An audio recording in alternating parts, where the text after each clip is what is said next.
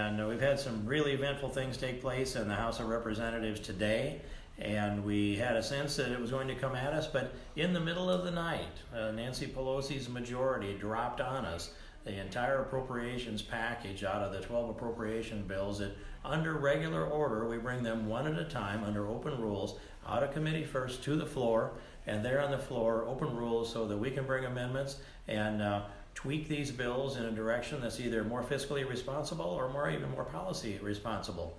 And I've offered a lot of amendments over the years to these appropriations bills, not this time. Now, in the middle of the night comes 12 appropriations bills packaged up in two separate bills, one with 8 different appropriation bills and the other with 4. Both of them have encompassed within them irresponsible spending, $1.4 trillion altogether, without the scrutiny of the United States Congress, without an opportunity to step in and even read the bills. It's humanly impossible to read what's in all of these. There's something in each of those bills that I like. And one of them, of course, is the tax extenders package for the biodiesel credits. I happen to be a co-sponsor of that legislation, and I continue to support it. And that's a piece that was a small percentage of the overall spending of the bill. So we can't evaluate the entire bill with one thing that I like. There are more things that I liked in it as well. But in the end, it came down to this. I would like to have supported the Department of Defense. I'd like to have supported the VA component of this that has provisions in it that will open up track wheelchairs for our wounded warriors so that they can enjoy the outdoors a lot more than they do today.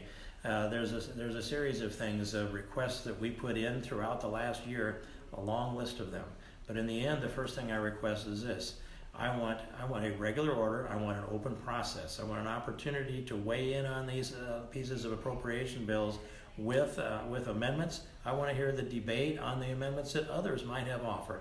And then in the end, I want fiscal responsibility. But $1.4 trillion in spending without scrutiny is not fiscal responsibility. At least 135 Republicans voted no on either one of these packages. I voted no on these packages. It pains me on a number of them, but I have to look at the whole picture. That's the first decision.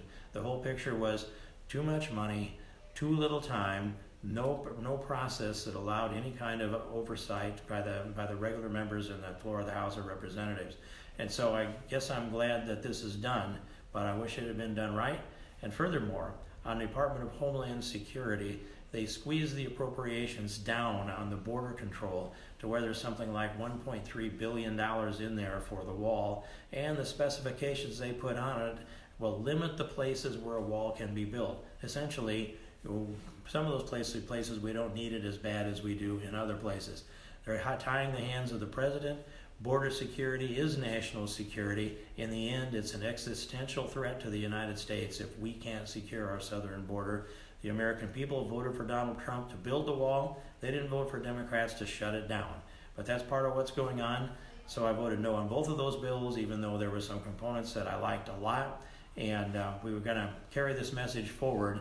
But what we need now is an election, and I'll be looking forward to that, and let's get on the other side of this and start moving back to fiscal responsibility and a constitutional profile for the House of Representatives.